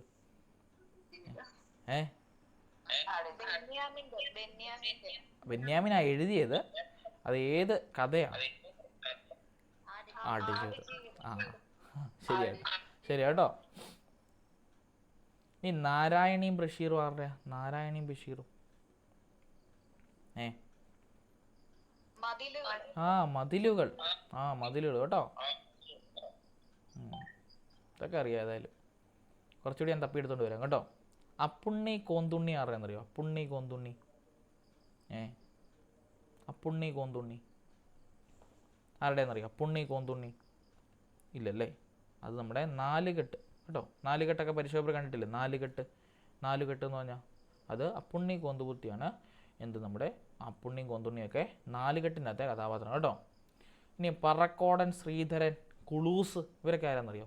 പറക്കോടൻ ശ്രീധരൻ കുളൂസൊക്കെ ഇതിൻ്റെ അകത്തുള്ളതെന്നറിയോ? ഏത് കൃതിക്കകത്ത് വരുന്നതെന്നറിയോ? ഒരു ദേശത്തിൻ്റെ കഥ കേട്ടോ. ഒരു ദേശത്തിൻ്റെ കഥ എന്ന കൃതിക്കകത്ത് വരുന്നതാണ് പറക്കോട്ട്, അതുപോലെ തന്നെ പറക്കോടൻ ശ്രീധരൻ കേട്ടോ. അവരൊക്കെ വരുന്നത്. ചേതന ആരുടെ? ചേതന വേദനയല്ല കേട്ടോ. ചേതന ആരുടെയെന്നറിയോ? ചേതന ആരാച്യാർ കേട്ടോ. ആരാച്യാർ ആരുടെ കൃതിയാന്ന് ചോദിച്ചിട്ടുള്ളത്? മീര കേട്ടോ. ആരാച്യാർ കേട്ടോ. അതൊക്കെ ഇമ്പോർട്ടൻ്റ് കേട്ടോ. അങ്ങനെയുള്ളതൊക്കെ ഞാൻ കുറച്ച് ഓർക്കുന്ന പറഞ്ഞു കേട്ടോ. ആരാചാര്യയാണത് കേട്ടോ. ആരാച്യാർ മീര എഴുതി കേട്ടോ. ഇനി ഭ്രാന്തൻ വേലായുധൻ കേട്ടിട്ടുണ്ടോ? ഭ്രാന്തൻ വേലായുധൻ ഇരുട്ടിൻ്റെ ആത്മാവ് എന്ന് പറഞ്ഞാൽ കൃതിക്കകത്തുള്ളൂ കേട്ടോ. ഇരുട്ടിൻ്റെ ആത്മാവ് കുറച്ചെണ്ണം കൂടി ഞാൻ എടുത്തുകൊണ്ട് വരാം കേട്ടോ. അടുത്ത ക്ലാസ് ഞാൻ പറയാം കേട്ടോ. ഇരുട്ടിൻ്റെ ആത്മാവ് എന്ന് പറഞ്ഞ കൃതിക്കകത്തുള്ളതാണ് ആരെന്ന് പറഞ്ഞാൽ നമ്മുടെ ഭ്രാന്തൻ വേലായുധൻ എന്ന് പറഞ്ഞ കഥാപാത്രം ഉള്ളത്. ഓക്കെ,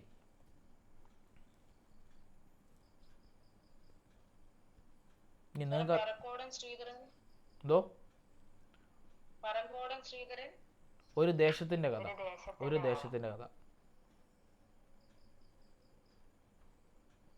എഴുതിയോ? നിങ്ങൾക്ക് ആരെങ്കിലും ഓർക്കുന്നുണ്ടോ? ഉണ്ടെങ്കിൽ പറഞ്ഞോ. ഉണ്ടോ? ആരുമില്ലല്ലേ? നന്നായി. ഓക്കെ, ചുടലമുത്ത് മോഹനൻ. ചുടലമുത്തു മോഹനൻ അറിയാം? ചുടലമുത്തു മോഹനൻ ആരുടെ അല്ലെങ്കിൽ ഏത് കൃതിയാണെന്നറിയാമോ? ചുടലമുത്തു മോഹനൻ ആരുടെയെന്നറിയോ? തോട്ടിയുടെ മകൻ കേട്ടോ. തോട്ടിയുടെ മകൻ എന്ന് പറഞ്ഞാൽ കൃതിക്കകത്തുള്ളതാണ് നമ്മുടെ ചുടലമുത്തു മോഹനൻ എന്ന് പറഞ്ഞു കേട്ടോ. വേണമെങ്കിൽ ചോദിക്കാം. എങ്ങനെയൊക്കെ ചോദിച്ചിട്ടുള്ളതല്ലേ, അപ്പം ബാക്കിയുള്ളവർ ഓർത്തിരിക്കാനല്ലേ കേട്ടോ.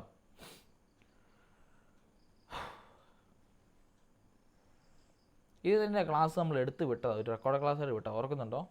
അതിൽ കണ്ടായിരുന്നു. അത് എവിടെ തരുന്നത് കാണാൻ നേരമില്ല. ലൈവിൽ കയറുന്നില്ലേ, പിന്നെ റെക്കോർഡിൽ കാണുന്നല്ലേ. വേറെ നടക്കുന്ന കാര്യമെല്ലാം പറയല്ലേ. ഇത് ഓൾറെഡി നമ്മളൊരു റെക്കോർഡ് ക്ലാസ് ആയിട്ട് വിട്ടതാണ്. അതിൻ്റെ അകത്ത് പറഞ്ഞു കേട്ടോ. സാരമില്ല, പഠിക്കാം. യെസ്, ഇമ്പോർട്ടൻ്റ് ആയിട്ടുള്ള മിക്കത് വായെന്ന് തോന്നുന്നു. യെസ്, അപ്പോൾ നമുക്ക് ബാക്കി രാവിലെ കാണാം. ഡൗട്ടൊന്നും അതിനകത്ത് കിട്ടാതെ വല്ലതും ഉണ്ടോ? എന്തെങ്കിലും കിട്ടാത്തിരിപ്പുണ്ടോ? നാളെ രാവിലെ ക്ലാസ് കാണില്ല കേട്ടോ. നാളെ രാവിലെ മോർണിംഗ് ക്ലാസ് കാണത്തില്ല. ഈവനിങ് ക്ലാസ് ഉണ്ട് കേട്ടോ. ഈവനിങ് ക്ലാസ് നമ്മൾ പഴയ പോലെ തന്നെ 8:45 കേട്ടോ. യെസ്, ആ കാര്യം പ്രത്യേകം ഓർക്കുക. അപ്പോൾ രാവിലത്തെ ക്ലാസ്സിൽ വെച്ച് കിടന്ന് പുതച്ചും കൂടി കിടന്ന് ഉറങ്ങാനല്ല, പകരം പഠിക്കാനാണ് കേട്ടോ. പഠിക്കാനില്ലേ, റിവിഷനൊക്കെ ഇട്ട് തരുന്നില്ലേ, ഇരുന്ന് പഠിച്ചാണ് കേട്ടോ. ഓക്കെ, നാളെ തൊട്ട് ഞാൻ ക്യാമറ ഓൺ ആക്കി ആൻസർ എനിക്ക് ചെയ്ത് കാണിക്കാൻ പറയും കേട്ടോ. യെസ്, അപ്പോൾ നമുക്ക് രാവിലെ കാണാം. Thank you.